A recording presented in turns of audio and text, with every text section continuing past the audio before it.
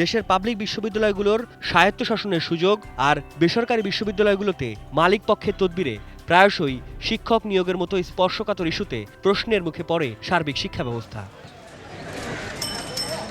প্রায়শই পাবলিক বিশ্ববিদ্যালয়গুলোর ক্যাম্পাসে ভাসে নিয়োগ বাণিজ্যের অভিযোগ। ফলে আদৌ মেধাবীরা শিক্ষক হতে পারছেন কিনা সে সংশয়ের মেঘও কাটে না। তবে শাহজালাল বিজ্ঞান ও প্রযুক্তি বিশ্ববিদ্যালয়ের শিক্ষার্থী মোহাম্মদ সাইফুর রহমান প্রতীকের আত্মহত্যার ঘটনাকে কেন্দ্র করে এ ইস্যু আবারও সবার সামনে। উঁচু সিজিধারী এরাই শুধু শিক্ষক হচ্ছে, এদের মান নিয়ে বিভিন্ন সময় বিভিন্ন প্রশ্ন করা হচ্ছে। তো রেজাল্টের বাইরেও যারা মেধাবী আছে, যারা ছাত্রদেরকে সঠিকভাবে পড়াতে পারবেন, তাদেরকেও সুযোগ করে দেওয়া উচিত। খুব চাইলেই পারতেন যে মিডিয়ার সামনে এসে এই বিষয়গুলো উনি একটু ডিসক্লোজ করতে পারতেন, কিন্তু উনি কি করলেন, উনি চলে গেলেন।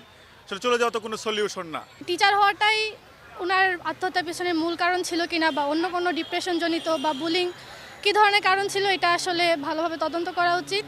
বিশ্লেষক কিংবা শিক্ষক সমাজ নিয়োগ নিয়ে স্পষ্ট করে কিছু না বললেও দীর্ঘদিনের এমন অভিযোগের সুরাহা করতে এখনই উদ্যোগী হবার আহ্বান জানিয়েছেন। বিশ্ববিদ্যালয়গুলি কিংবা শিক্ষা প্রতিষ্ঠানগুলিতে এখন পর্যন্ত তো আমরা যে একেবারে দুর্নীতি হয় না এটা খুব সহজভাবে বলতে পারছি না, দৃঢ়ভাবে বলতে পারছি না। তো সেই জায়গায় আমার মনে হয় যে একটু চিন্তা ভাবনা করা দরকার। ফার্স্ট হলেই যে চাকরি দিতে হবে এমন কোনো কথা নেই, পদ খালি থাকতে হবে। আমাদের সব বিশ্ববিদ্যালয়ে পদ যদি না থাকে, পদের জন্য আবেদন করতে হয় ইউজিসিতে, university grants commission. University grants commission ওটা মঞ্জুর করলে তখন হয়। এটা ইটস এ লেন্দি প্রসেস। হ্যাঁ, তো এগুলো হয়েছে।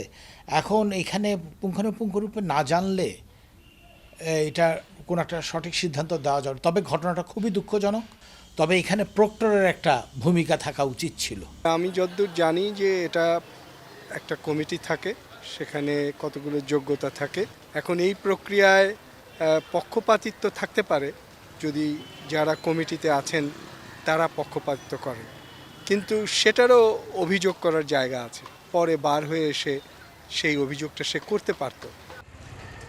সাদাত হাবিব সেতু, এটিএন নিউজ, ঢাকা।